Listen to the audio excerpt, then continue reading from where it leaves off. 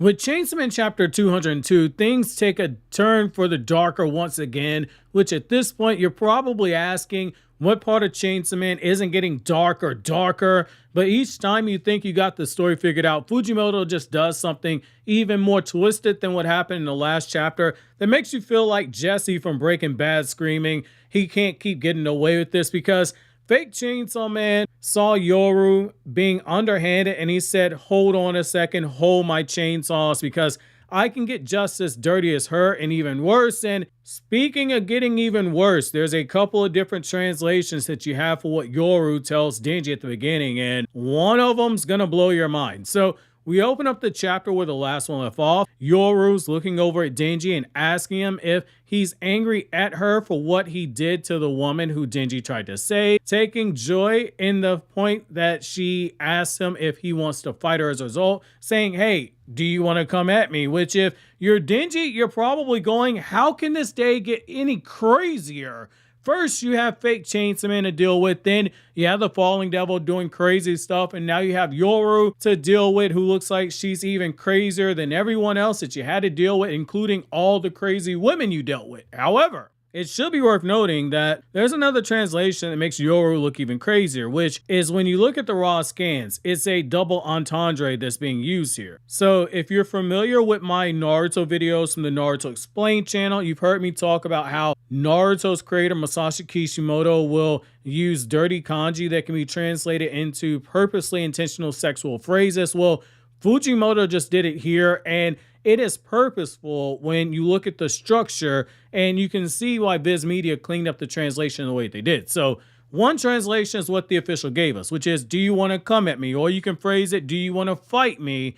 But the other translation is her asking Denji, does he want to have sex with her? Which, given the context of her shooting that woman in the last chapter when Denji tried to save her, and the hints that Yoru might actually like Denji, it's not the craziest conclusion to jump to, which makes that translation make a lot more sense given the context. I mean, she's already jacked the guy off once as it is. She's already shown she's very possessive of Denji. So if you're Denji, you're rightfully gonna call Yoru crazy right now. However, just as quickly as Yoru tries to see where Denji's head at or is potentially hitting on him, depending on which translation you go with, she quickly turns her attention to the fake Chainsaw Man and she tries to shoot him down. And after he leaps into the air to avoid her attack, Denji follows it up with his own attack, this time trying to cut fake Chainsaw Man down, but he isn't quite able to get the job done, which leads to fake Chainsaw Man asking if this was a plan to get an opening on him. That, my friends, was the first sign that we had a fake Chainsaw Man was a different breed and is open to some rather underhanded trickery, because what it did was show us that fake Chainsaw Man, if he's already thinking that type of way that they would be open to that level of trickery, then it wouldn't be something that he would rule out using either, which is scary because that's another monster in the making that Denji's going to have to deal with. But Denji, being Denji, doesn't jump to that conclusion yet. Instead, he merely tells him that there wasn't any trickery going on, but instead, Yoru, she's just crazy. And almost as if she's on cue, Yoru shoots out another attack at fake Chainsaw Man, but this time he's prepared. Two humans, they jump in the way, seemingly pulled by fake Chainsaw Man, and they serve as a human shield to Yoru's attack, this time being blown up to bits, and he surrounds himself with more humans, using them in a way where at first you think he's using them as a human shield against someone like Yoru, but that's only partly right. He isn't just coming up with a measure against Yoru, but also getting an upper hand on Denji, because he begins to assimilate those humans into his body, and he's mocking Denji as he's doing so, asking Denji, can you really strike down the very humans who are begging you to save them? Which at this point, fake Chainsaw Man, he puts on a very evil demonstration. The chainsaws on the people who had that chainsaw affliction, they're all now suddenly cured. And upon seeing Denji, they start screaming the four most iconic words in Chainsaw Man. Save us, Chainsaw Man. Save me, Chainsaw Man. This visibly affects Denji to a point it creates an opening for fake Chainsaw Man to strike at Denji, and as he's doing so, he's placing visible pain on the bodies of those who he's using for advantage against Denji, with blood coming out of their eyes and their nose and their mouth as they're screaming for Denji to save them. So after you get past the initial WTF moment with fake Chainsaw Man going full-blown underhanded, there's something a little deeper to unpack here. Denji has once again given yet another emotional obstacle to overcome by the narration. So this is a moment where fake Chainsaw Man's using humans. At his core, Denji, when you get past his perversion and his sex obsession, Denji is someone who does have a big heart, to a point one might say he's a bit misunderstood at times. Yet, once again, we have another devil using that big heart of his against him.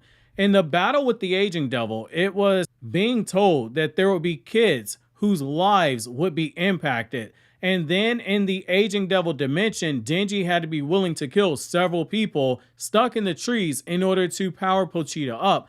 Now, fake Chainsaw Man is using more people against him, and these same people are screaming at Denji to save them, which that reeks of Denji potentially having to give yet another mercy kill. What's even crazier here is that we don't know with absolute certainty if he can shut their consciousness on or off at will whenever fake Chainsaw Man wants to, because if he can, then that's definitely going to mess Denji up even more on a psychological level.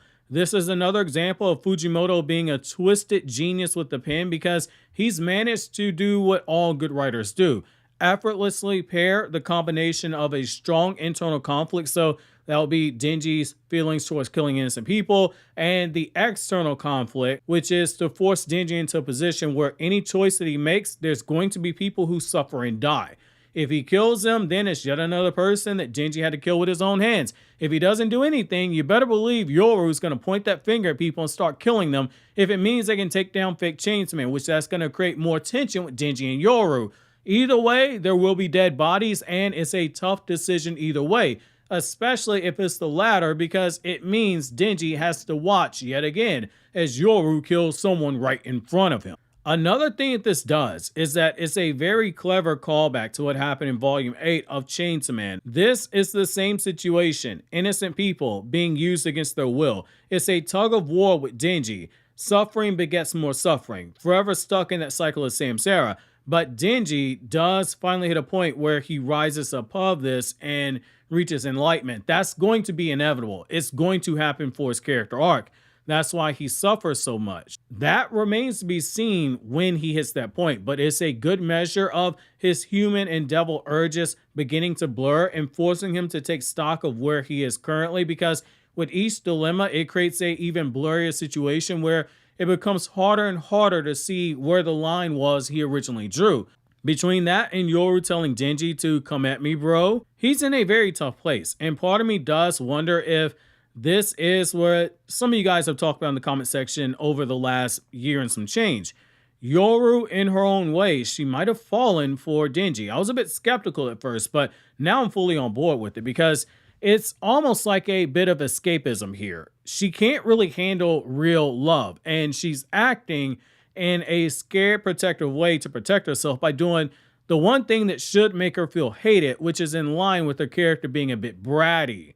Now, again, this makes more sense when you consider the fact that when she's talking to Denji at first, there's another translation, basically asking Denji if he wants to bang her, even though he's clearly upset, which that fits into the possibility she likes him. Angry sex does apply. That is a thing here. Which, man, Fujimoto just took the concept of a love triangle, and boy, is this going to get messy. And that would fit into that possibility she likes him, which that's going to be my chapter question for you guys. Do you guys think that Yoru actually likes Denji? Let me know down in the comment section below. But in the meantime, click here to watch more videos from Anime Explained. And don't forget to check back later for the next Chainsaw Man chapter review, which will be up next week.